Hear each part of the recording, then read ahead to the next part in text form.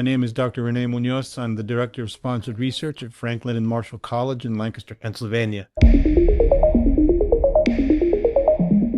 When I arrived here, as the new Director of Sponsored Research, I began looking at what the resources the college had to support faculty. And part of that is always research development. Where can faculty go to look for grants?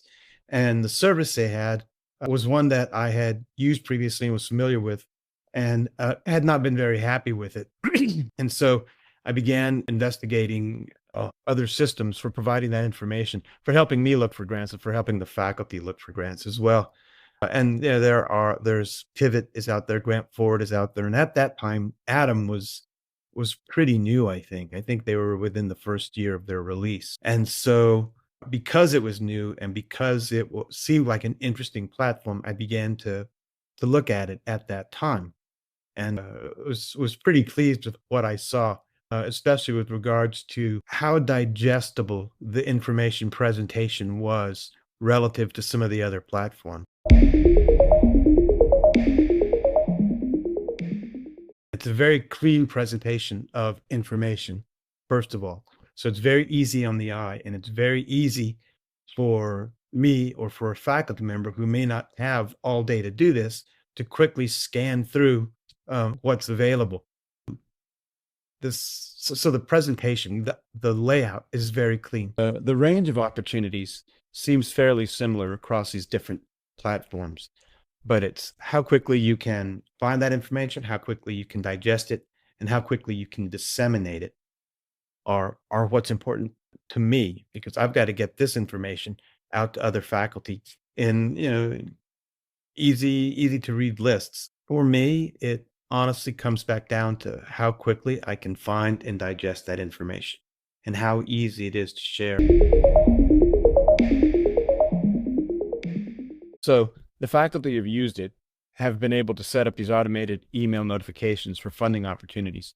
And they have found those to be much more accurate and relevant than similar searches set up in other platforms, where they're either not getting anything or they're getting things that are quite a distance from what they're interested in and what they want to do.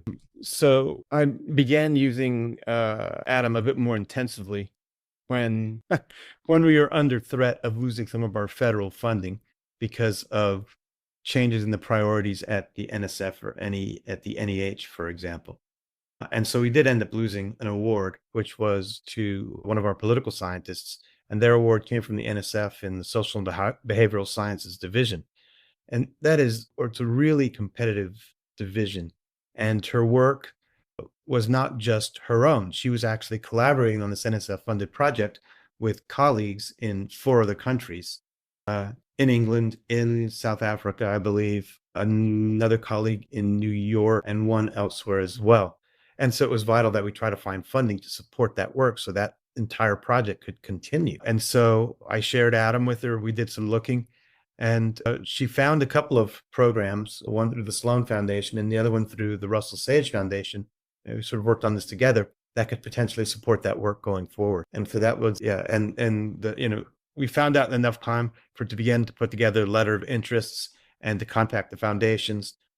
So it was really helpful for her in that way.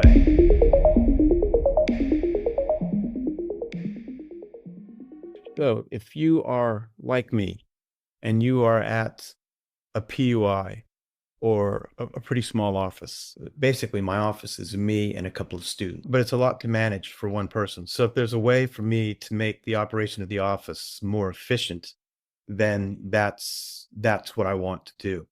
Atom provides that because it's, like I said before, you're getting results that are more tailored with less input. So it's less time on my part, it's less time on the faculty member's part. And so if you are in that situation where you're doing a decent volume of research for your size institution and you're a single person office, then this, in my mind at least, it's a labor saving device. It allows me to get something done, move on, and start the next thing.